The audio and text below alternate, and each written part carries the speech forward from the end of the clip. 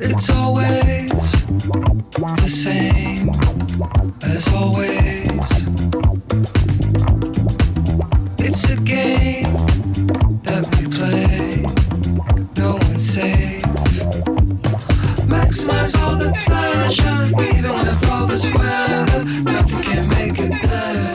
Maximize all the pleasure, maximize all the pleasure, even in all this weather.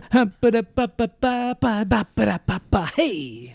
Ben's on a chill wave kick. I'm trash. I'm Forky. I don't think I can do this. Let's call it. Let's call it. Let's call it.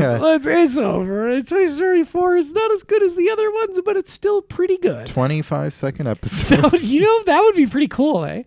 I Yeah. actually I feel like the show is boundary breaking. I feel like the show We're pushing the is limits. ahead of its time. Will be appreciated in the future rather than currently when it's considered dog shit. You know? We're doing some like weird avant-garde art project podcast where like maybe we take 20 seconds to state our opinions of the movie at the start, and then we just play the audio of the movie for the rest of the episode. Yeah. That'd be kind of experimental. I think those would all get taken down. You know what I mean? Off like of YouTube, certainly. Yeah, certainly. But Buzzsprout. Or are we allowed to dox the platform we use? It might get taken down if we start like charging for it or making money off of it, which would be very funny if that became extremely popular. We don't have to worry about that. Whoo! Sorry, it's late. I'm sorry. I shouldn't wake up your neighbors. Whoo! I'm feeling great. I'm sure you are. Yeah, I feel so good. Ben's all jazzed up from the power of live music and live music only. Yes. Yes. Yes. So one of our recent episodes, what was that? Toy Story 2, coming back from the Danforth Music Hall from the Tim Heidecker show. Right. Yeah. And similarly, we are recording late at night on a Monday, which is weird. And if only I could cut loose on a Monday like you do, man. That's the hotel, the worker life, baby. I do have to go to work tomorrow, but not until the afternoon. So I can have some beauty sleep, which I desperately need. Yeah, I was at a show, not the Tim Heidecker show, but a proper full music concert. No comedy, no laughs. No half music. Yeah. All music, no laughs. There were some laughs, but really mostly music. And it was, I guess, a co-headlining tour of Panda Bear and Toro y Moi. Oh, weird. And I like both of those artists, especially Panda Bear from Animal Collective. And I saw Animal Collective at the Danforth last time they were here, and it was an enjoyable show. Is Panda Bear your favorite member of? Yeah, he is. You strike me as a Deacon guy. Yeah, I'm a real Deacon head. Yeah. Well, he bobs his head, right? When he's got the little lamp, he's got the headlamp. That's the geologist. Oh fuck! I'm such a fucking. I am a fake fan. Holy shit! Exposed. Holy shit! Geologist, Aviator, Deacon, Panda Bear. See, at least I know the members, right? I bet you can't even sing every song off Sung Tongs. Oh, sure I can. Sure I can. Yeah.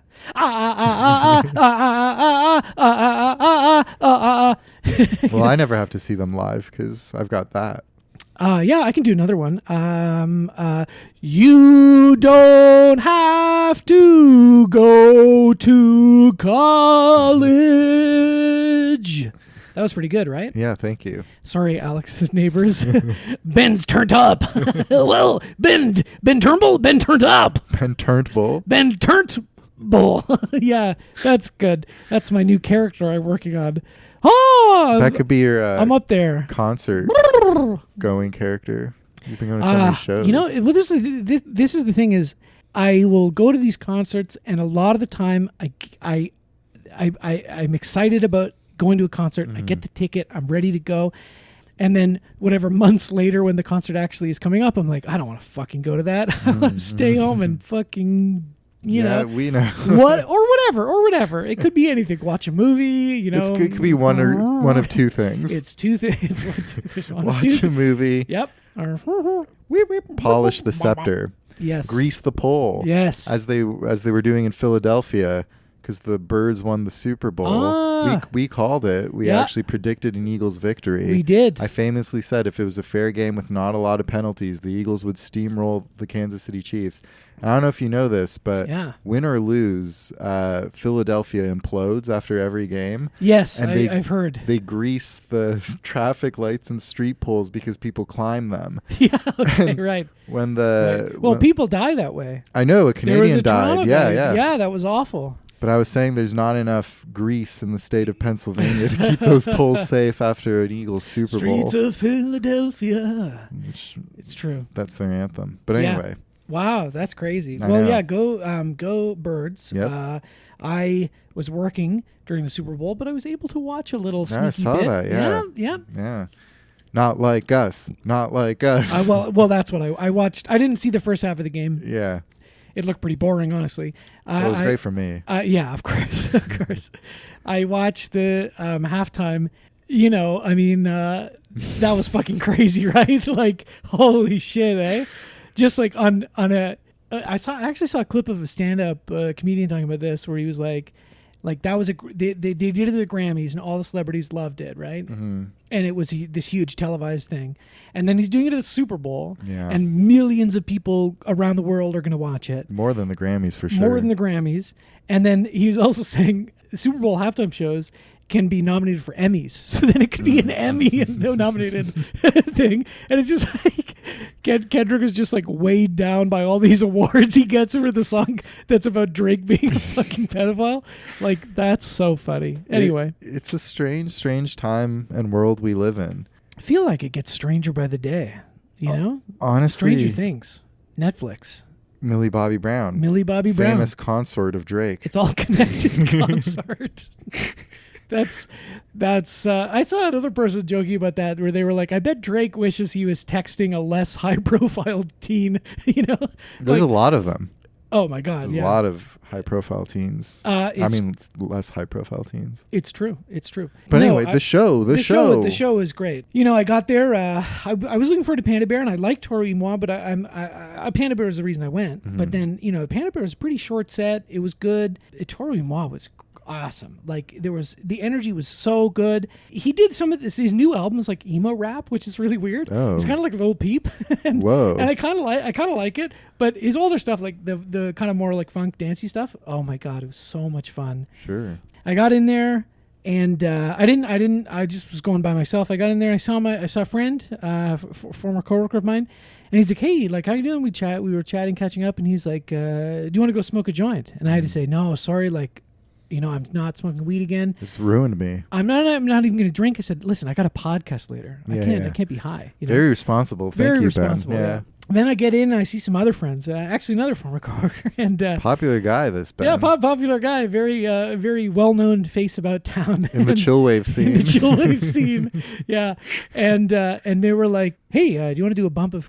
Okay, there it is. I was like, oh, geez, geez, Louise, oh, geez, I really shouldn't. Oh gosh, guys, I don't know. I got a podcast later. Is this stuff legal?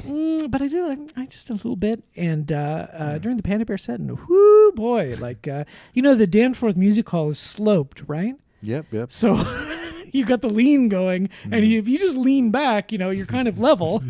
So it was actually okay. It worked out. You know, for a couple of minutes there, I was like, uh-oh. Yeah. But you know, that's the experience. That's the Kermit the Frog, as they call it street slang, the Kermit experience. Yeah. And really great. And then, you know, I had a beer, and that was good. 3 or 4, maybe 5, maybe 6 glasses of water, and then. Good that you're keeping hydrated. One of the other guys there, he bought an extra beer, and he's like, "You want this extra beer?" And then I had a second beer. That's crazy. And I'm, you know, listener, I'm afraid. Alex I'm afraid for my life. Alex did flinch. I don't know. This is like the audio footage of Timothy Treadwell or whatever, Grizzly Man, before he gets mauled to death by a bear.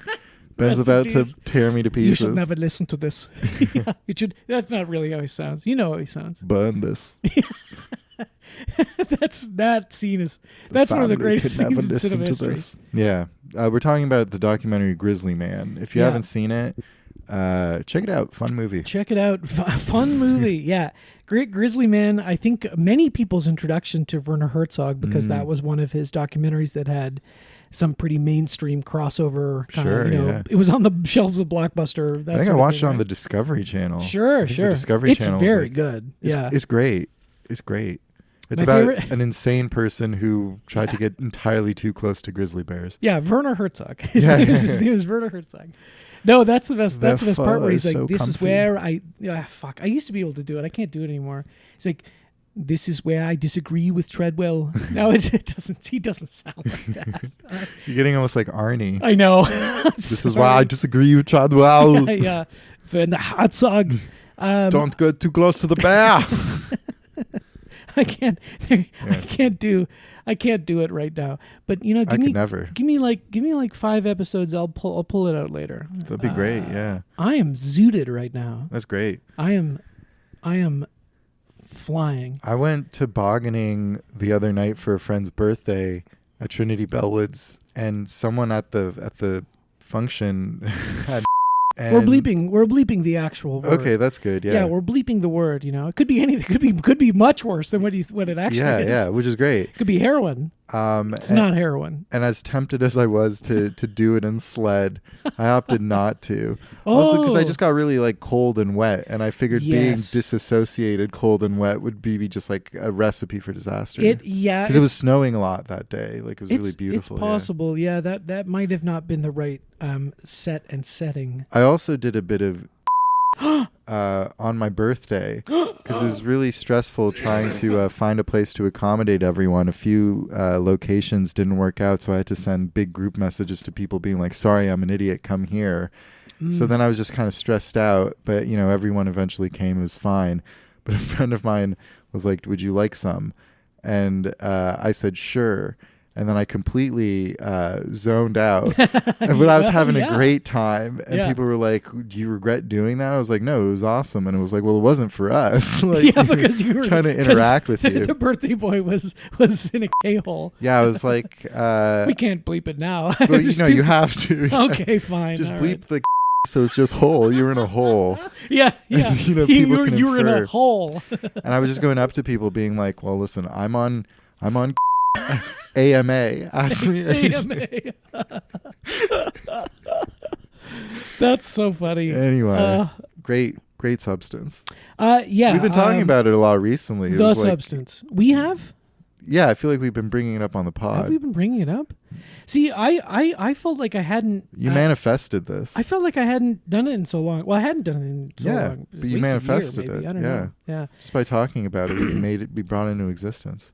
Yeah, without getting too specific, some good friends, friends of the pod, even I would say, last summer, or well, not last summer, 2 summers ago or so. We were playing tennis, and we decided, why don't we have a little snitsky, and we invented the game Space Tennis. Yeah. Which I'll tell you, if you've never played it, I mean, now this is sort of why I'm thinking maybe you should have done it with tobogganing. However, we were very dry. Yes, and yeah. we were hydrated, but it was dry. Yeah. And comfortable. Mm-hmm. And I do think you probably made the right choice. But I'll tell you, physical activity on the substance is actually quite fun. I should take some and go to the gym.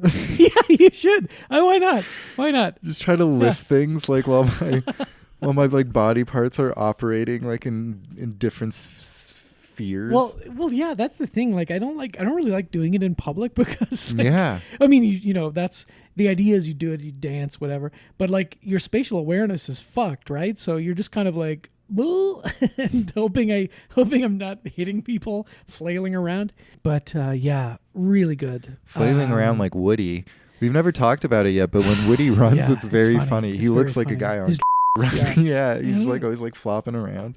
Oh yeah, we're here to talk about Toy Story 4. Every time Woody runs, I laugh. Oh yeah, for sure. I laugh and I laugh. I laugh. Is it when is this coming out? Is this coming out after the Oscars? I just ran through Oh it. yeah, this one I might think be so. super delayed. Yeah. Okay, so Wow, what an Oscars. We're ahead of time. The Amelia Perez sweep I can't believe it. still happened. I don't know. All I can say is Art triumphed over woke politicking. Yeah, that's what it's about. Yeah. Yeah, good for Amelia Perez and the team for sweeping, for getting all 14 of 14 or 13 nominations or whatever. Congrats to Carla, Zoe, Yes. Jacques. Yes, Jacques. He was yes. nominated? Good. Yes, Okay, Jacques. Congrats to Selena. Selena, of course, not nominated, but invited to the Oscars, presumably. And I'm sure she was dressed to the nines. Oh, she looked stunning. Yeah. Congrats to the Best Actor winner, Timothy Chalamet. No, Adrian Brody. You think it's going to be Adrian Brody? Adrian Brody. For a two-time. And he's going to resurrect his Rasta character from SNL. Big up. Yeah, he might. Yeah. That's the only phrase I'll say in the Rasta. I will. Come on. We will not go any further Come than saying on. big up. We will not go any further. Have you seen that clip recently? I haven't know seen like the whole thing. I don't it's been think. making the rounds a lot. Do yourself I'm not going to drop it into the episode. This is a note for future Ben editing the episode. You're not going to drop in the Rastaman episode. Sorry, you're not going to drop in his SNL Rastaman. It sounds like a Pokemon. His Rastavan. His Rastaman Pokemon episode. Rastafari, But you know where to find it. YouTube, I would say, is probably the first place to look. It's everywhere. But do yourselves a favor, watch it again. It's really quite something. It's really something. He's a strange man. Yeah, he seems like it. But he is good in The Brutalist, right? It was all AI. Yeah. It was the AI enhanced Hungarian accent. Without it, he was nothing. Maybe so. Propped up. Maybe so. I don't know. And who else won? And Best Picture, I can't believe it went to... Well, it went to Amelia Perez. of course, the sweep. What am I? It's a sweep. I'm yeah. an idiot. And Best Foreign Language Film as well. They did that again. Yeah. Yes, of course. Yes. Best Live Action Short, The Sound of Fear. Yep. That was unexpected. Yeah. Didn't even know it was nominated. We snuck in there. Yeah. Best Fat Film. Cherub. Yeah, that's pretty good. Very honored. Sure. I didn't get to go. Nobody invited me, but it was nice to be. There was stiff acknowledged. Competition. Oh, sure. Yeah. The whale. Again. I guess, they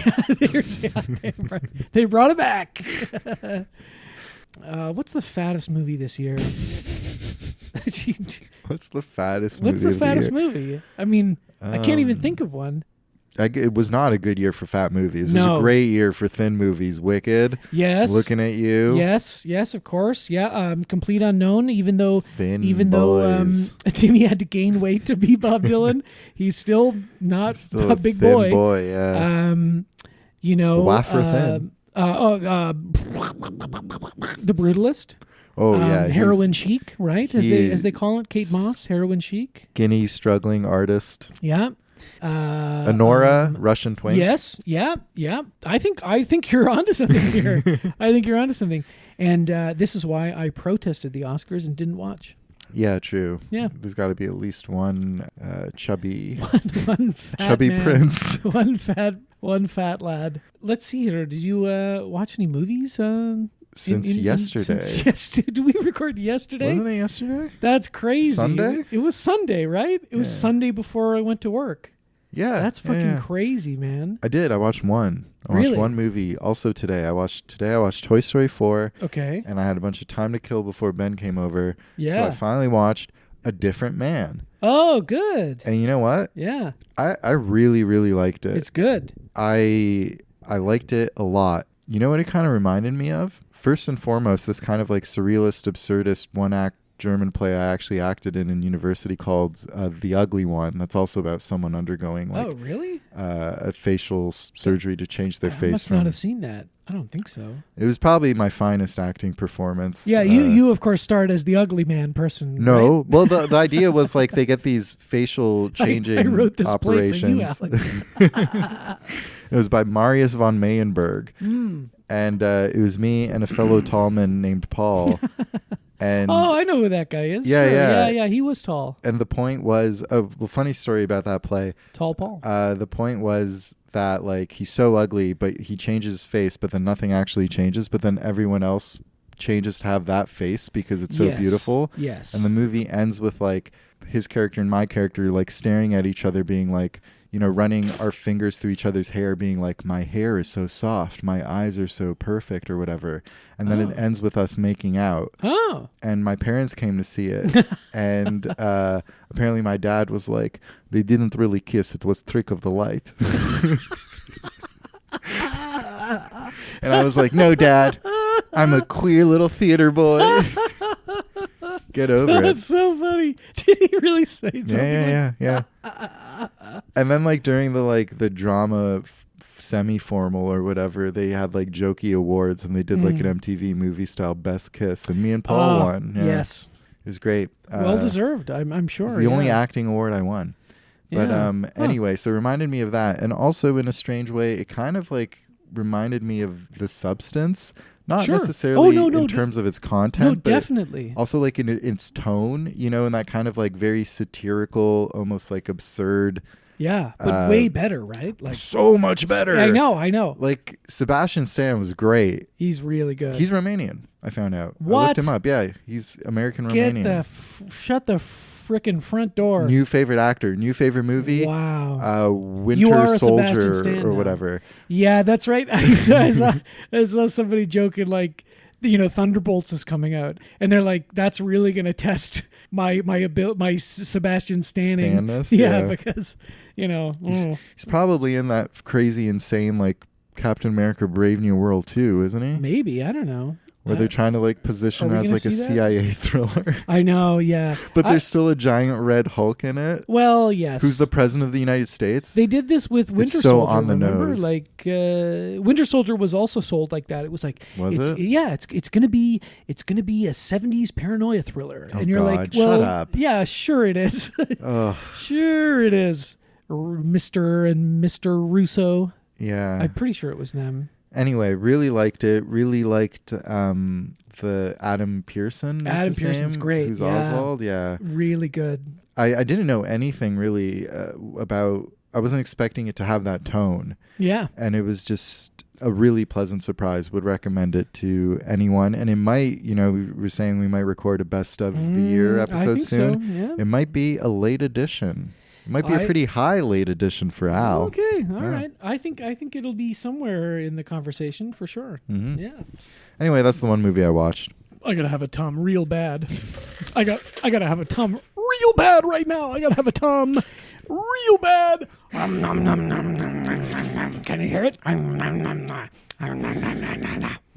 So Ben is still operating at like 100% of his brain capacity, cranial capacity, because really unlocks all the hemispheres of your brain and gets them to work together. Yes. It's just your motor functions that fail. Like Ben can't physically hold the microphone right now. No. But Thank you for jerry rigging this mic stand for me. Yeah. But his mind is working overtime. Oh yeah, I'm sharp as a freaking tack, brother. Oh yeah. Cranking out bits. Oh yeah. Yeah. Tums guy. Tums, yeah, great new character. Guy who eats probably half a bottle of Tums every day, which is totally perfectly healthy and normal. Yeah. Oh my God. So in the last day, Ben, how many God. movies did you watch? Oh my fucking God. Well, let's say 1.5. Oh, okay. Because I at work I was able to. You know, I'm able to watch things on my little iPad, and there were one feature and one short feature and one, I guess you'd say a mid-length movie, which was actually a TV movie, like a PBS Playhouse movie. Oh, okay. So the feature was One Way or Another, One Way or Another. Which is the only feature film directed by Cuban director Sara Gomez. I guess the Spanish title is De Cierta Manera, which is, I think, means in a certain way. Oh, so yeah, like, that not sounds quite right. one way or Yeah. another. But anyway, this was incredible. Oh. I don't know. I'm sure I've talked about it before, but at Queens, like in the summer between second year and third year, I did a Cuba course. Oh. That would count for film or development studies, which were my two interests, right? Mm-hmm. You did 2 weeks in Kingston studying, and then 2 weeks in Havana. Oh, wow. It was really cool. It's one of the greatest things I ever did with my life. Set me on a path of ruin because it was like, Yeah, I don't want to be in development studies. And it was development studies at Queens is funny because it was kind of trying to get you to not be in development studies. Whoa. Like, that's not exactly true, but it was kind of being like, look at how all of these like development projects backfire because people are fucking idiots. I wrote the final paper for like film for the film professor. Actually, it was Susan Lord. Do you remember Susan Lord? Of course, yeah. Yeah, she came with us. She was our the film professor of that group on the Cuba trip. And oh God, what was the filmmaker's name? I think his name is Enrique Colina, who was sold to me at the time as Cuba's Woody Allen, which is one of those things where it's like anybody who does kind of like comedic or neurotic sort of movies in any country is like, this is so and so's Woody Allen. This is Spain's Woody Allen. You know, I don't think people make that comparison anymore for good cause. So I guess I don't remember what the paper was like. I was comparing his work to like Woody Allen. Well, I guess this idea of like docufantasias like Guy Madden and My Winnipeg and things like that. I don't know. Cool. I don't remember exactly. But so one of the key movies we watched in that course was Memories of Underdevelopment, which is a friend of the show, past and future guest, Maxim's favorite movie, or one of his favorite movies. Whoa. Certainly. It is an incredible movie from Tomas Gutierrez Elia, who also wrote or co-wrote and I believe finished One Way or Another, because Sara Gomez unfortunately died before it was finally completed, and she was very young. And I haven't seen any of her shorts, but they're all up on Criterion Channel, as is this movie. And I would really, really encourage you to watch this. Similarly with Memories of Underdevelopment, it's a sort of docufiction hybrid in like, you know, basically just post-revolutionary Cuba. Like this came out in 1975, but was shot maybe a little earlier.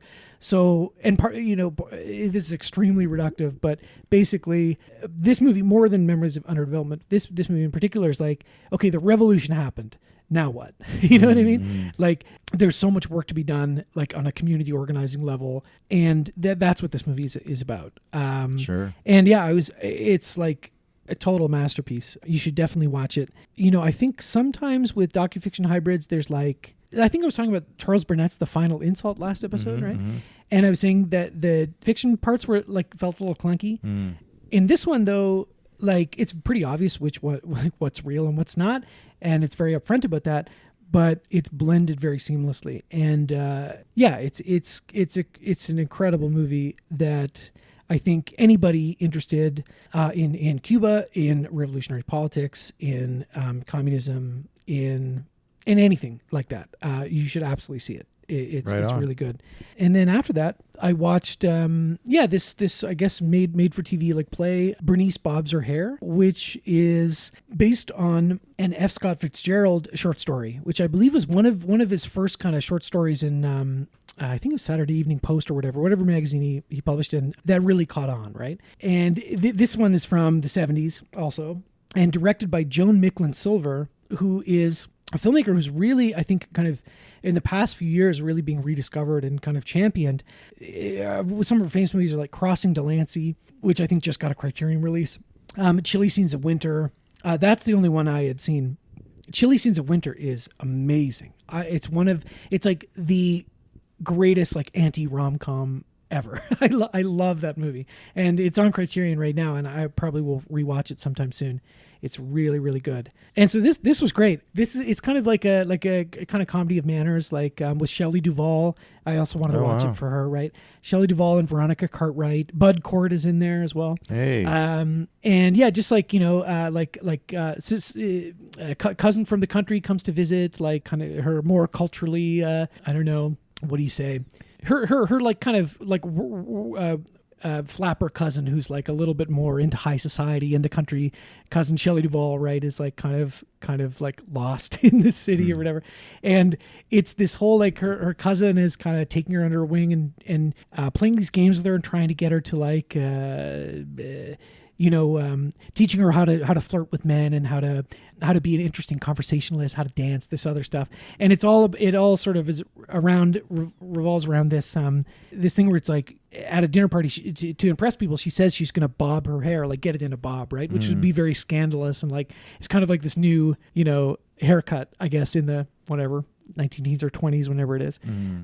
Anyway, it's also on Criterion. It's 45 minutes. It's really funny. Shelley Duvall is great in it. You should watch it. Great. Yeah. There you have That's it. Then I watched frickin' Toy Story 4 today. 3 really good recos in the movie roundup. Yeah, I'm really glad I was able to get through that. I really had to. You locked in. I really had to lock in. I really had to lock in. Now I can just like relax, because who gives a shit about Toy Story 4? Now all that leaves is Toy Story 4. Who gives a frickin' shit? You know what I mean? Oh, I know what you mean. I thought it was good. I like Toy Story 4. Listen, but who gives a frickin' shit? That's what I've got to say. We'll get into it in depth, of course, really analyze it as you know we do. Yeah. But just like, I think overall my feelings towards this movie, well, I'll just be completely honest right now. Just tell me. Unburden myself. Do not hold back. Coming off of Toy Story 3, this is an interesting movie. It's got some really neat ideas in it. Oh yeah. It's far messier. I think this one's like oddly kind of the most like complex plot wise, Kind of. They introduce these elements with Forky and the existentialism of like creating toys, but then there's like this aspect about like knowing when you're needed or not, and then there's the villain in the doll in the antique shop and all this stuff. There's a romance story. There's a romance. There's getting Buzz out of the carnival game and whatever. Yes. Like this one, they're on like a road trip. This one felt kind of like the most sprawling, complex Toy Story so far. In a way, yeah. Kind of messy, and as we've kind of mentioned in previous episodes, kind of slight too. Well, yeah. Compared to Toy Story 3, which, feels like has such a sense of finality to it. Yeah. And the stakes in Toy Story 3 are so high. They are literally life or death. The inferno. Right? No, I know. But listen, so I know what you're saying and everything I just said, but the truth is, and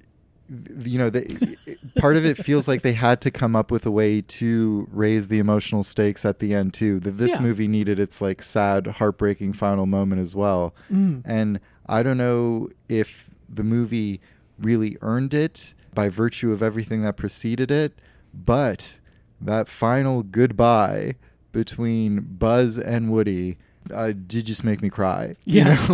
I wept and I was like, fucking son of a, because like I knew it. I don't think it's necessarily like deserved, I think I was bringing a lot of my own attachment to these characters from the 3 previous movies as well, and my love for them, I don't think if this movie existed in a vacuum, which of course it couldn't, but if it did, I don't know if I got enough out of those characters for that moment to be so impactful at the end without the previous stuff. And I don't think the movie needed to have that like final goodbye necessarily, because obviously they're going to make a Toy Story 5, so they're going to bring them back together somehow, right? I guess. I know. When I saw this when it came out, I was like, well, I guess that's the true ending now, right? Yeah. But no, now they're Toy Story 5, which apparently is about technology, about iPad kids, right? Yeah, which is a good idea. Sure, if you have to continue, but they keep which you don't. You don't unless you want to make billions of dollars. Yes, but you do exactly.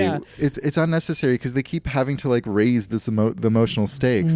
So it's like, what the hell is going to happen at the end of Toy Story 5? You know what I mean? Like, I don't know. Andy dies. Yeah, nuclear annihilation. Yeah. No, the climate change apocalypse. Or one of the toys actually dies or something like that. Woody could die. Can you imagine? I would probably cry at that. Yeah. If Woody died. But it just They can't keep doing it, you know? Like, I know. it's just They can't keep getting away with it. raising the emotional stakes, and it felt a bit unearned, but I'd be lying if I said it wasn't completely ineffective.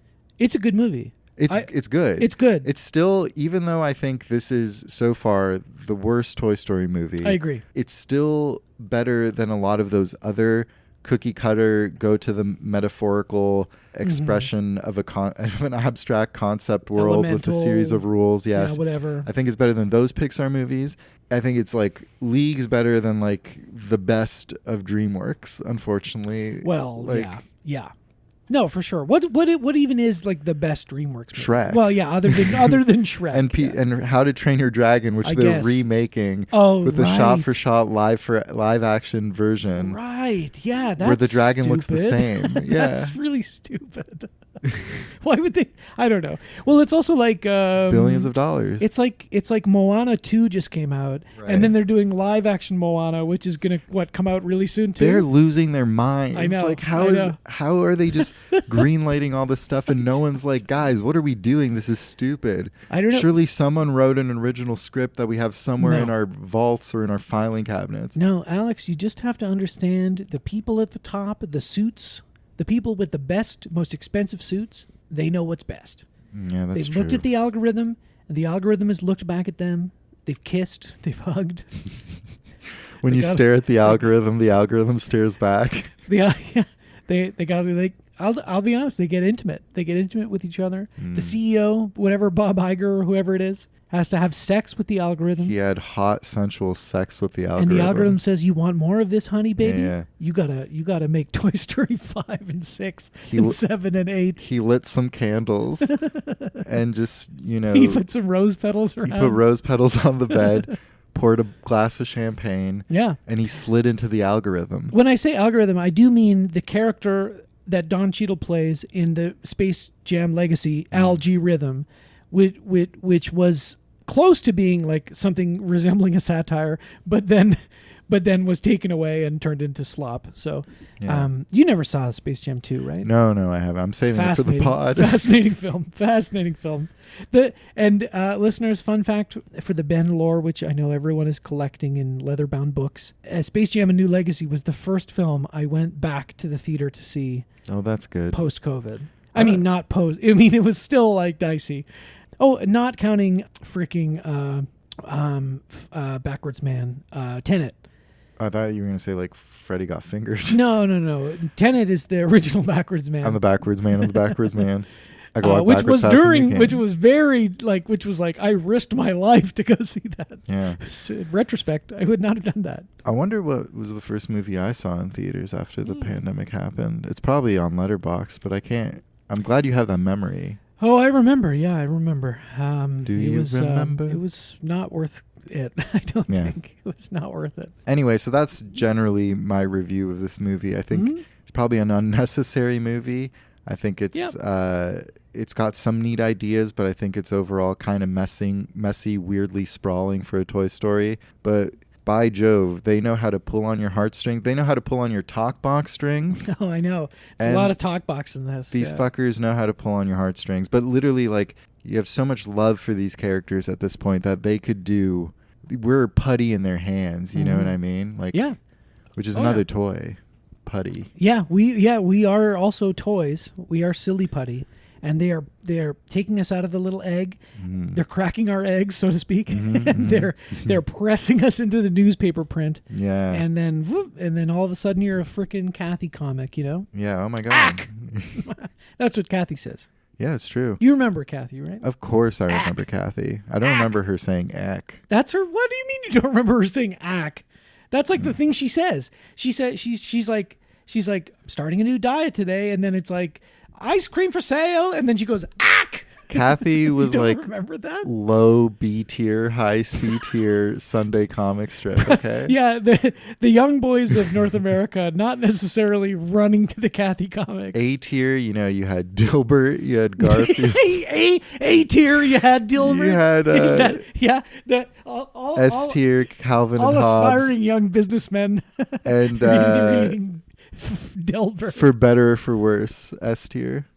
Do you ever watch the Dilbert animated cartoon show? I used to think it was so funny. It's really good. Yeah. Yeah, it's incredible. It's like, I don't know. Never under any circumstance, as they say, have to hand it to Scott Adams. But No. I don't know if he was that involved. But the animated show is very funny. It was so fun when they go to Albonia. Oh, my God. And everything's just covered in mud. It's very funny. It's so good. I agree with you. I think, we talked about in Toy Story 3, like, it's such a great ending to the trilogy. Yeah. I think Toy Story 3 is so great. It feels profound to me. I don't know, maybe I'm a nostalgia sucker or whatever, but I really love it. You certainly are. Yeah, well, maybe. But I remember seeing Toy Story 4 and I remember thinking this is pretty good. I liked it more on rewatch. Mm-hmm. I don't know what kind of maybe I was in a more cynical headspace when I first watched it. You may have been. And there 2019? is unfortunately still something kind of cynical about it to me. Oh, no doubt. It is a cash grab. Yeah. And that's so I think we have to understand it in that sense. Like Toy Story 3 is such a great ending to the trilogy. And then, okay, Toy Story 4, here it is. I remember going in, being a little cynical, being like, all right, like they're really going to have to prove that this movie is worth making. And I remember watching it. And then when they make Forky, when Forky is first introduced, I was like, okay, I'm pretty sure this is going to be at the very least like an acceptable movie because it's such a funny character. And but then they kind of ditch Forky I know quarter of the way in the it's movie. not. Yeah, it's not it seems like Forky's it's going to be movie. Forky's movie, but it's not. Yeah, I know. They also ditch Buzz, I think, for the most part. Yeah, like Buzz is pretty second string in this. Yeah. To Bo Peep though, who is great. She's back, and they show you what happened to her. Yeah, that's right. And I don't. Okay, I'm so sorry. I apologize. I'm trying not to be a creep. I'm trying not to be misogynist. I'm trying not to be a freaking weirdo. You're gonna say it. Well, okay, this is a well-established thing. Women in Pixar movies, like the character models for women, almost always have fat asses. Like, do you know what I mean? Have you ever Mrs. seen Incredible. this? Well, yeah, that's like the go-to example, right? Yeah. It's like notable and very funny. Or Elastigirl, I should say. Yes, and Bo Peep is caked up. You know what I'm talking about? Did you notice that? Listen, I'm gonna be honest. You noticed that? I didn't notice it. You didn't notice that? I wasn't. She's got a fat ass. I wasn't You licking didn't notice that? Bo Peep up and down, licking my lips. I am the wolf. I am the wolf. I am the wolf that's going to steal her flock. I know. This is why I'm saying I'm sorry. I'm not trying to be a weirdo. She got a fat ass. Mrs. Potato Head. Well, Mrs. Potato is all Fat ass. It's all ass. She's actually just one ass. She's got a potato ass. She's a full fucking baked potato. It's all ass, Yeah, that's true. Yeah. Wow. I mean, that doesn't really count because it's like, you know what I mean? It's one big oval. Yeah. Yeah, fair enough. But that's besides the point. I think it's really, that's another interesting concept they introduce, like with Bo Peep and everything, that she's like free toy, like a toy without a master, running around, living the free life, like in the carnival or whatever. Bonnie, like the new owner of the toys, they go on a road trip and they end up in this kind of like resort town area where there's a carnival and an antique store and an RV park and stuff like that. Mm-hmm. So they're just kind of hanging out there. And Bo Peep has kind of been living in a playground in this area with, again, a bunch of free toys. What's the cop's name? Giggles McDimple or something? Something like that. Sergeant A-Cab. McDimples. Sorry. Yeah. A-Cab. Cute character, Nope. A-Cab. Fair. Okay. I'm sorry. We got to draw the line. A-Cab includes Giggles McDimple. You heard or whatever it here her name is. I'm sorry. First, folks. Yeah, which I guess is like kind of an interesting idea. I think this was happening a lot at that time, like recontextualizing characters who might have been like super duper feminine in the past or whatever, and now they're kind of like badasses. Definitely. Like she's the leader of this group of free toys, and she uses her like sheep cane thing. Yeah, it's like her a bow farmer's staff. crook. Yeah, it's pretty cool. It's no, totally. It's a classic kind of like, the quote unquote strong female lead. Yeah. But I think a lot of the times, Disney is kind of notorious for this, where it will do this sort of performative, not performative activism, but this sort of performative, whatever, reimagining of something or whatever it is. Something that I completely didn't notice in the movie, but that I read on the Wikipedia page. The two lesbian. Yeah, that in a scene in the kindergarten, there's like a lesbian couple dropping their kid off or something, and there was some Christian ladies group like outrage at this, right? And it's so ridiculous. And then I know that in Lightyear that there was this controversy as well, where it's like there's a gay kiss or a lesbian kiss right in the movie, and it's like, how dare they put that in their Lightyear movie? The outrage, But it's also such like a small, easily overlooked moment. Well, I didn't notice it either. Yeah, that they can cut it out thing, for right? Chinese consumption, like when they screen it in China and stuff. Like I wonder if that little clip of that I didn't even notice is in the like Chinese release of this movie. Well, that's exactly what I mean. Is that they and this has been this sort of cycle throughout the past however it's like many lip years. service. It is lip service, and they'll put this little announcement out where they're like, "This movie features the first gay kiss in a Disney movie, or the first openly gay character in blah blah blah." Like Josh Gad in the Beauty and the Beast live action, they're like, this is the first like gay. I think it was like, this is the first gay moment in Disney. And the moment, I haven't seen the movie, but the moment is that they're in a dance scene. He looks at another guy and gives him a kind of a sexy look or something. And it's like, wow. No, like, he puts his like, let's clap it out. Good job, everybody. He does that thing where he feigns oral sex by sticking his tongue in his cheek. He goes,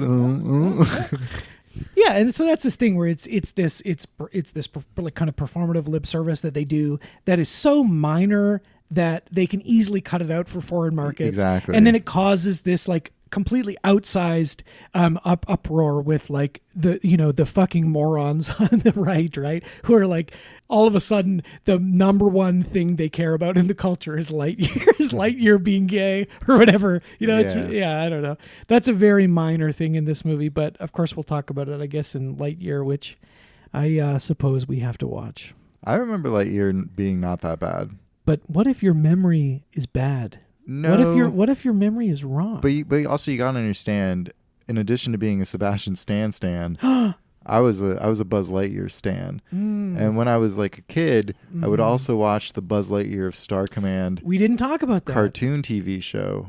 There's a movie as well, right? There's like a 70-minute feature, isn't there? I don't know if I ever saw that, but there used to be like a TV show, like a 22-minute like little cartoon that would play on the Family Channel. Yeah, that was like if Buzz Lightyear was real, and he had a big fat red alien friend and a robot. And a kind of like a Gamora from Guardians of the Galaxy type female figure. Yeah, we all have a Gamora in our lives. Yeah, and they would battle Zurg. Gamora, Oscar Best Supporting Actress, Oscar winner. She's gonna sweep. Yeah. Oh yeah, she did win. She won. Well, yes. She must have. I mean, she probably. I don't know. That's crazy that she's like Gamora, whatever Avatar character. Yeah, I know people joke about this where they're like, name a character in Avatar. You can't do it. And yeah, all sorts of Avatar people, Avatar nerds can do it. But like, I really don't know what her Neytiri or something. It's something like whatever. She's in that. Mrs. Sully. And she's in the Star Trek movies. Like I think Zoe Saldana. She's in like the highest grossing.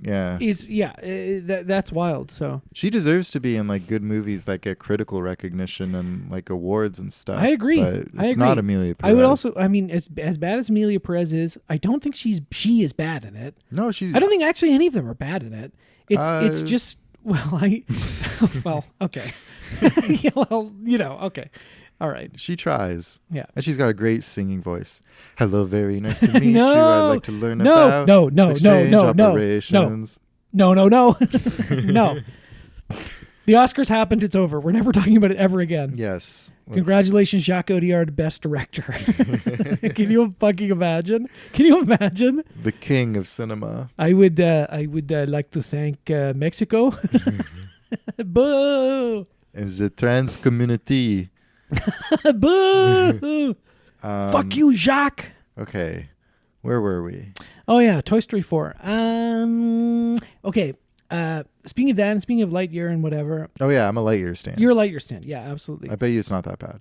You know what? The thing that I was focusing on a little bit this time, because I remember, I had seen Toy Story 4 already not that long ago, really. And the reason that gives me a bit of hope that Lightyear won't be like interminable. It's not. well, we're about to find out. Is that the animation is so crazy. good. It's crazy. Okay, but you know what? Insane. And it kind of makes me want to watch like every Pixar movie, even though it's kind of diminishing returns and kind of The caca ones. Yeah, I kind of want to watch the caca ones because I'm so taken with it. I even actually just the other night watched the trailer for Elio, which I think we were talking about. That's the new one. That's like the next Pixar movie coming out. Yeah. And I think it was supposed to be in 2024, but they pushed it. And get this, Alex. Okay? You're going to cream your frickin' jeans, okay? I hope you have a new pair of jeans I'm not to wearing. change. Oh, yeah, he's in shorts. Okay. Get ready to cream your shorts. The cum will flow freely down my leg. No! Somebody stop me. Me being your cum. Yeah.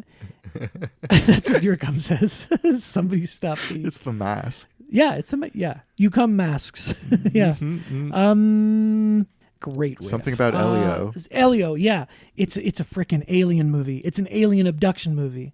Elio is this boy who gets like abducted to be the representative of Earth on the Galactic Council. Okay. Yeah. Did we not talk about this in the last episode? We Or are talked you about just Steven- literally we talked about Steven bringing Soderbergh's up disclosure. every fucking episode now? Every episode till it happens. That's the plan. Every single episode, little drippy drops. Do you think any disclosure is going to happen at the Oscars?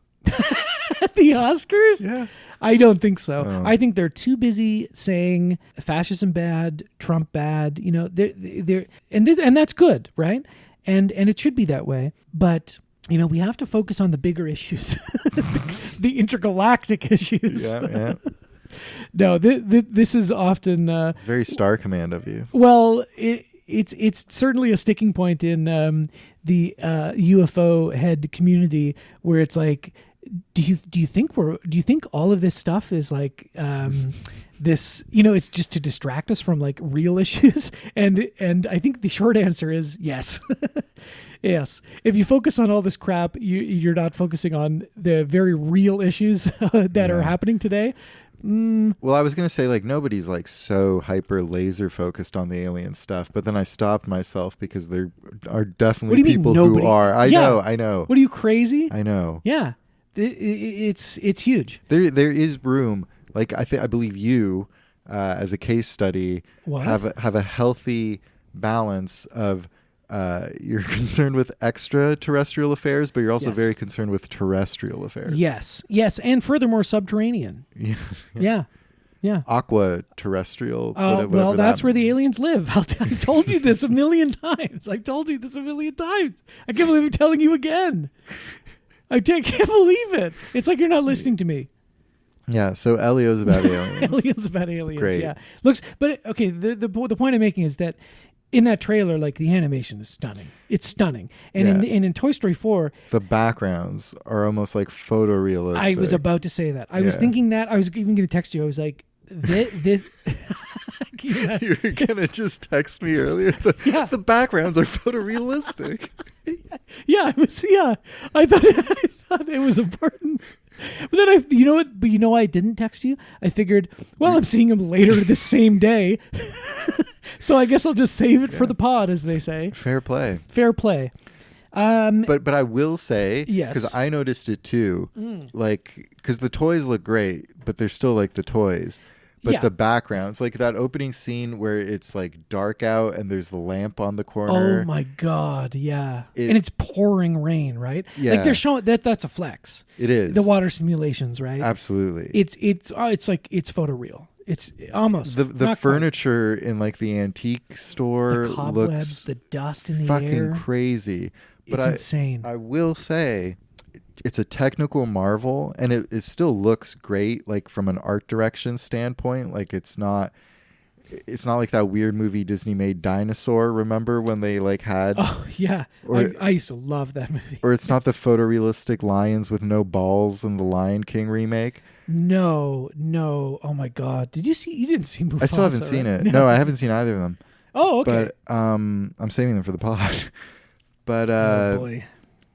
it does lose a bit of charm because it stops looking kind of more like cartoony or like I don't know. a children's storybook or something. Like I didn't find that because the character models are exactly the same and they're very cartoony and all the people are cartoony and it's not like pure photorealism and stuff, but like it was a level of fidelity that I don't know. I didn't feel Toy Story necessarily needed.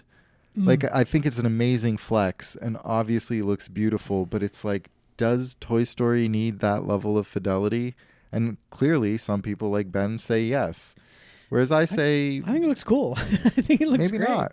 Maybe they could have not worried about the textures of the wood grain. I don't know. I thought it looked good. I don't know. It does. Yeah. But it took you out of it is what you're saying. Well, because it was distracting. We were both like, holy shit, like look at that desk.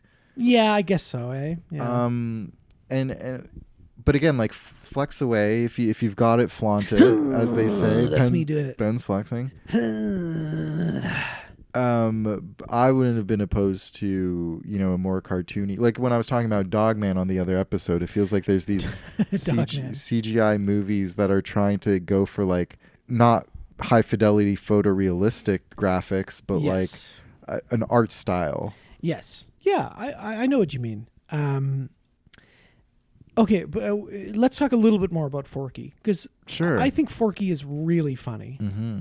I think Forky saying trash, jumping in the trash, and he's jumping into the trash bin all night, and Woody's in the bin throwing him up again. Yeah, and it's cute. I don't think I found it as funny as you. I think it's so when Woody is when they're walking on the road and Forky's like doing his little pitter patter and then he gets dragged. It's cute. It's so funny.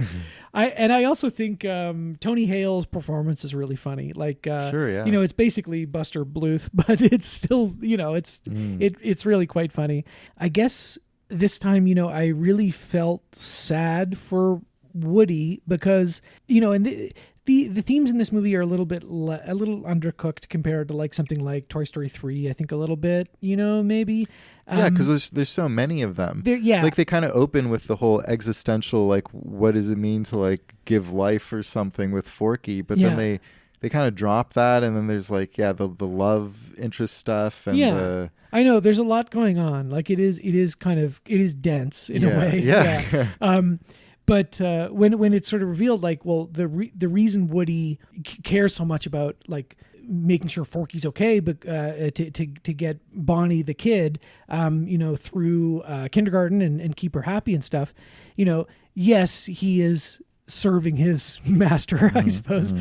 He's serving the best interests of the child, but he also at some point says it's the only thing I have left. Like because it's his only purpose. He's becoming trash because he's useless. Yeah. Which is really sad. Because he doesn't have Andy, and Bonnie's just not as into Woody as she is with the other toys. Like he's not even the leader of the toys anymore. Yeah, he spends a lot of time in the closet. Yeah. Yeah. Not in like a gay way, but don't we all? In a, yeah, I know. Yeah, who doesn't? Yeah, honestly, I wouldn't have been opposed to more Forky because I agree. At the beginning, I know every time he gets thrown out of the trash, you laugh and you laugh. I thought it was getting like a bit repetitive. Like Katie and yeah, you're watching Toy Story 4 chomping on a cigar.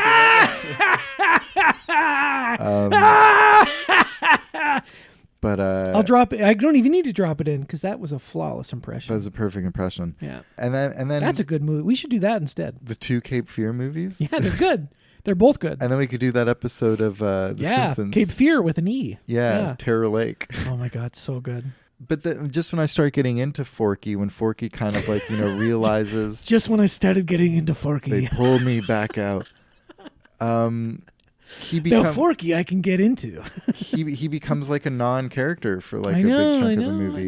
Yeah. And it does focus on like the Woody Bo Peep relationship. Yeah, not to mention also Gabby Gabberson or whatever. Yes, the villainous Gabby the gabbing like porcelain doll Gabby. Gabby. Gabby. And she wants Woody's voice box because she's never like had a kid. That scene is their initial scene where they're in the antique store and all the dummies come out and they're playing the song from The Shining, right?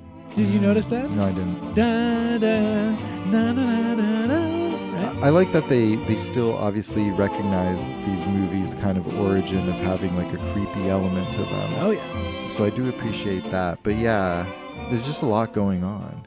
Buzz befriends Key and Peele. Yeah, that's funny too. The Toy Story 4 just has Key and Peele in it. Yeah, it was not immune to the Key and Peele hype. No, I mean Key and Peele were everywhere, and including Toy Story 4. Yeah. And they play characters Key and Peele. No, what are they? Ducky and Bunny. Fucky. Oh, Duck, right? Bunny. Ducky and Jordan Fucky. Peele is Bunny. Okay, And Keegan-Michael Key is Ducky. of course. And they're actually pretty funny. They're pretty funny, right? They're funny, but it's like a different style of humor from... Just because it's Key and Peele. Right? I know, yeah. It feels weird. Now, for kids, it's probably like it's just funny. But for us, it's like, well, this is like literally Key and Peele shtick. But it's funny. I liked actually at the very end in these kind of post-credit things where they have their fantasy about getting giant and shooting lasers out of their eyes. Yeah, like, that was cute. That was really well animated too. Incredibly well animated. Yeah. Yeah, they're funny, but it's kind of silly. I mean, And I know it sounds silly to say that, but it's also like you mentioned in like the first Toy Story episode, it always felt like their voice casting was what's best for the movie, for the characters. It didn't really like take into account who was like hot or trendy du jour. yeah, And this one kind of feels like that. a little bit, but I don't think kids were like, wow, Key and Peele. No, in but the movie. I think it was very clearly also Oh yeah, for us. Yeah. Yeah, sorry, I forgot. Who grew up with about these us. movies. Yeah. Keanu Reeves as Duke Kaboom. He's very funny. Canadian. Yeah. Yeah. Little bit of CanCon in there. Great vocal performance from Keanu. Yeah, very funny. Yeah. He's very funny. And they did reach out to him. They were like, specifically, Keanu, could you do this for us? Apparently they got into shit with the Evil Knievel family. Yeah. The Evil Knievel estate sued Knievels, them. yeah. The Knievels. The Evil Knievel. The evil, yeah. Well, the litigious Knievels. Yes. But they did not win their lawsuit because the court said it's not based on Evil Knievel. Yeah. It's like a Daredevil toy. You know, I guess he's the guy, but it's not like directly infringing on. Do they have anything, like right? video footage of Evil Knievel's stunts? Because I feel like I've heard about Evil Knievel all my life, but I don't know if I've ever actually watched. Oh, sure, an yeah, Evil yeah, Knievel yeah. thing. Oh, definitely. I've got a website you could go to. It's YouTube, and you okay. can watch Evil Knievel. Okay, you snarky son of a Well, bitch. I'm just saying, I just didn't know when he was active. I thought maybe it was before. it was before our time. It was before our time. Yeah. Yeah. And before there was like decent video footage of it. Yeah. It was before the invention of the moving image. It was in the 30s. Oh, there weren't moving images in the 30s? Yeah, but like not like, I've got a movie for you from the 30s. Oh, here it comes. The Wizard of Oz. Yeah. Okay. I named one too. We can move on with our lives. What's a good movie from the 30s? What about... Oh, that's from the 40s. So when was Evil Knievel active? I don't know, the 70s? Okay. Listen, anything that happened before you and I were born in the year of our Lord 1990 is bullshit. It is. Okay? Yeah. It's bullshit. You know who should have sued Toy Story 4 was the estate of Super Dave Osborne. Yeah, there you go. Yeah. Every generation gets the Evil Knievel it deserves. And our generation got Super Dave Osborne, who is very funny. He was so funny. Have you ever seen the Super Dave movie? No. There's a Super Dave movie. Wait, maybe when I was a I've kid. never seen it. We should watch it sometime. I'd love to watch that. Yeah, I can't imagine it's good. Do you know who who plays Super Dave Osborne, right? Bob Eisenstein or Bob Einstein? Einstein, yeah. Right? Marty Funkhauser from Curb Your Curb Your Enthusiasm. Enthusiasm. You know whose brother he is, right? Yeah. Albert Brooks. Yes, that's true. Whose name is Albert Einstein. Yes, which is very funny. That is which really is good. very, very funny. R.I.P. to Bob. R.I.P. to Einstein, Bob and Albert, still kicking. God, we love you. His movie's getting the 4K UHD treatment at Criterion, including mother of all movies, but which is actually pretty funny. All his movies are funny. I gotta watch more Albert Brooks. Oh, you would love Albert Brooks. I love his shtick. Yeah. Real life, I would say start out with, and then watch Modern Romance. Those are two of the greatest movies of all time.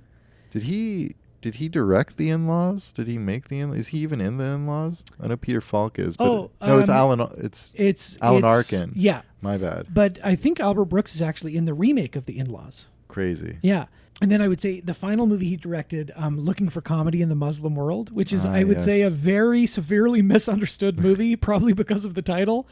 Very, very funny also. Not as good as the other ones, but absolutely worth looking at. I will do a deeper dive into the cinematic world of Al Brooks. And so you should.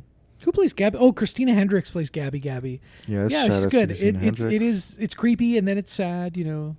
We love Gabby. Yeah, she's kind of redeemed at the end. She is. Woody does give up his voice box because he's like, well, I don't need this anymore. Maybe they'll give this toy a shot. And then she finds a kid who's like lost and gets to comfort her for a bit until they find her parents. She's not as interesting of a villain to me as Lotso, Stinky Pete. Stinky Pete combined with Al's Toy Barn Al. Yes. Or Sid. Yeah. Who I still think is probably my favorite Toy Story villain. It's still the best movie. Sorry, I'm taking my medicine. Yeah, that's okay. I have to check my meds. It's more Tums. This isn't Tums. I know. It's more ketamine. It's quetiapine. Okay. It's not ketamine. It's quetiapine. How does that interact with the ketamine in your system? I don't know. What do you think? What am I, a doctor? Am I a chemist? What am I, a freaking pharmacy over here? Hamilton's Pharmacopoeia or whatever? Yeah. Who am I? Who do you think? Who do I freaking look like? Hamilton Morris? Yeah. Kind of, a little bit. I mean, not really. If I was tall and skinny instead of fat and normal height. If you were, like emaciated and had long hair and looked like you never slept. Who do I look like to you? Hamilton's Pharmacopoeia? Who the fuck do you think I am? Son of documentary filmmaker Errol Morris? Hamilton Morris? Hamilton's Pharmacopoeia? On Vice? Who do you think I am? What do you think I am? A Viceland TV show that's kind of fun to watch, but also extremely sus, I find? We talked about him before. Oh, yeah. Yeah. It's a little sus. he's a little sus. Yeah, he's Come in the pod. Yeah, sure. He'll come in the pod. Yeah. We'll smoke you out, dude. Yeah, bro. We'll freaking smoke you out. Pot. Yeah, sure. Why not? Have you ever tried pot, Hamilton? Yeah, are you so deep in the jungle psychedelics that you've never just smoked pot? I wonder, eh? No. I think there was an interview with him where someone was asking him about the classic drug. They're like, do you do cocaine or whatever? And he was like, he has these very clinical medical answers about these things. Sure. Where he's like specifically cocaine is not an interesting drug to him because it is so fast acting and is over so quickly, and then you have to do more and more and more, and then it's a total nightmare. Sure, yeah. So I wonder how he feels about pot. Does he do pot and just jerk off all day and watch cartoons and eat cereal? I don't know. He's certainly not eating cereal. I know. That boy's got to eat. Yeah. He's got to eat something. Yeah, seriously. Yeah. Here's a drug for you, Hamilton. It's called a cheeseburger. Hey, Hamilton, I got a drug for you. A box of Wheaties. A box of Wheaties. He's got to eat cereal. True, yeah. Yeah, Lucky Charms. Hey. Don't eat Lucky Charms. That's a crazy cereal. You should not eat that. No, those are for children to try once and be like, well, never again. Yeah, or Ben to buy when he's depressed. My big depressed dessert cereal is Fruit Loops. I think a cold bowl of Fruit Loops with milk is... Follow your nose. Maybe the two can. Yeah, I crush up the Fruit Loops. Yeah. Alex does often offer me a line of crushed up Fruit Loops. Yeah. And I politely decline. The colors are so pretty. He separates them by color, grinds them up. Does a little rainbow. Follows his nose right at the rainbow. It's like you're snorting fairy dust, man. I think that would hurt. It would. I think that would really hurt. It would cut up your sinus. We should crush up and snort Viagra. Our dicks would be so hard. Can you imagine how hard? Anyway, I don't Toy need Story 4. Viagra to get diamond hard. I just need Toy Story 4. Yeah. And Bo Peeps. Bo Peeps, hourglass figure. I'm trying to take a Bo Peep at that ass. Hey, this is the bro podcast where we talk about our dicks. I mean, I did bring this up. I'm sorry. Yeah. But yeah, It's fine. We can move on. Give me a Bo Peep of that ass. Very good. 10 comedy points to Gryffindor. Boo. I was listening to them earlier today. Oh, okay. Yeah, it's a good show. Listen, it can be a good show. Yeah. Shout outs to all similar format podcasts. Yeah, check. of which there are many. The franchise. Boo. We're the Philadelphia Eagles and the franchise are the Kansas City Chiefs. Sure, I don't know. Yeah, why not? Why not? I don't know. It is, in comparison to the other three movies, slightly slight. Mm-hmm. It's a bit of an outlier, but it's good. It's good. I'm not good. mad we rewatched it. No. Yeah, I would hope not. Alex, Fuck you, Alex was Ben. sitting there the whole time, fist clenched, just So grumbling. pissed off that It was your idea. It You wanted to was do my Toy idea, Story. yeah, it that's was, right. yeah. He's still angry. it's a very disposable franchise. Not disposable, consumable, easily digestible franchise. You're gonna break your teeth. Don't do that. It's fine. No, relax. They're man. veneers anyway. Hey man, have a bit of this, man. Smoke a bit of this grass, man. What is that? I don't know. Drugs like that don't really interest me, man. Have you ever licked Nicaraguan toad?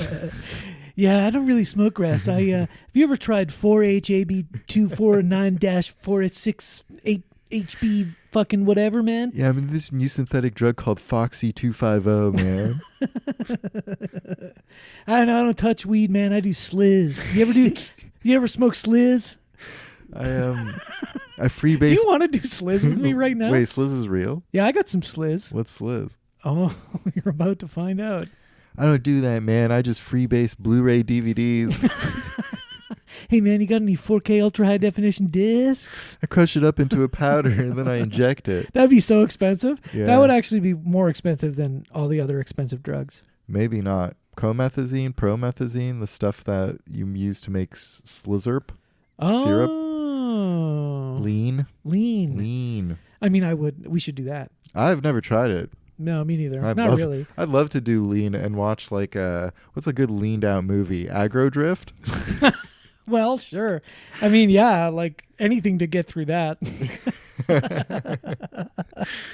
I was stone sober at the Tiff Rivera of Aggro Drift. Yeah, that rocks. And it was fun, but I was like, oh man. What are we doing here, Harmony? What am I doing? What are we doing here, Edgelord? I mean, it's pretty funny. I do really want to see it. It's pretty funny. What do you think?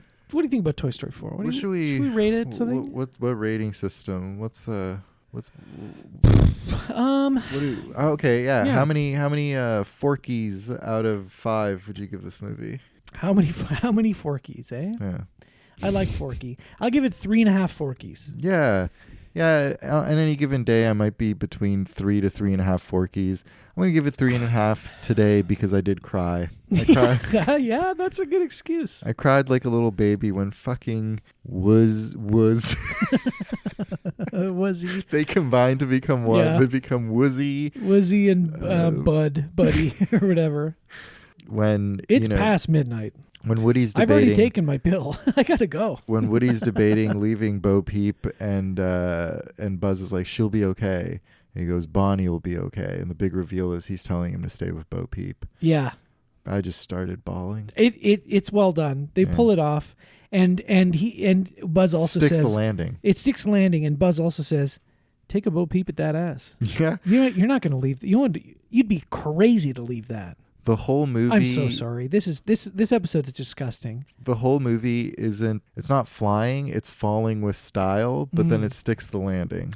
Well said. Thank you. Well said. So there you have it. That's Toy Story 4. Yep. Next week, we're going to be doing a slight detour into space. Your favorite topic. Oh, there's going to be aliens There's in this going to be one. aliens. Wow. Okay. Well, it's all part of the drip, drip, drop disclosure program. Drip, drop disclosure. Just little tiny nuggets of disclosure, little chicken nuggies of disclosure all the way through until we get until Big Daddy Spielberg drops a whole fucking load of disclosure in your mouth. Yeah. Okay. Let's listen. Let's not be crass, Alex. Yeah, true. This is a family show. This is a about family Toy Story movie. 4. I really I should not have sexualized Bo Peep. I'm sorry. I had 2 beers and a little bit of space dust. You just and become a monster. I'm sorry. I'm really sorry. And But I'm learning and I'm listening and I'm doing better. you are horny for disclosure. Well, here's the thing. If you really want to get into it, and I know you do, and I know it's the end of the episode, but we're going to tack on at least 30, 40 minutes. I wouldn't say I'm horny for disclosure. Okay. I think, and I'm being serious, Yeah. if it were to happen, Yeah. right? I don't think a horny would be high on the list of emotions. Okay. I don't think ontological shock is like a horny feeling for most people. For some people though, maybe. Yeah. And I think if you start kind of getting into it now, in 3, 4, 5 years, maybe 10 years, maybe never when it happens, you could foster that horny feeling. When's You the know? Spielberg movie supposed to come out? I don't know, next year, 2 years, something like that. Can you wait that long?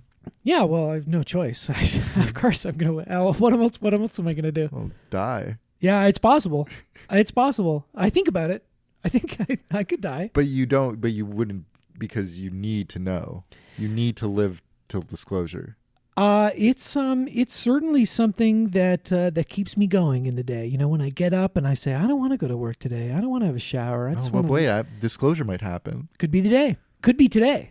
Could be today that it's all revealed. You know what I mean? And you would not want to miss that, right? How do you feel about the English electronic duo Disclosure? Are they in on I this love them. somehow? I Okay, love great. Disclosure. That's how we're ending the episode. My God, that's such a great album. I love Disclosure. Yeah, seriously. The Sam Smith one they did, that song got played a lot. So we're not going to... But, when a fire starts to burn, right? And it starts to spread, bring that attitude home, whatever you do that. When a fire starts to... So my guest again this week is UFO researcher, former state Senate candidate, and award-winning pilot John Lear. Mr. Lear, it's nice to have you here again. Always a pleasure to be here, George. To begin with, we have this concept of the people from other planets as little green men. Are they green from what you know? Are they all the same, or we got different kinds? George, there's at least 70 different species, and probably more. But yes, as odd as it sounds, there are little green men. That's not the ones we usually see, though. We see the little gray ones. They're about 4.5 feet tall. We see the ones that are called the Nordics. They're about 7 feet tall, look like us, but they're invariably blonde hair and blue-eyed. They're one of the species that we have on ice.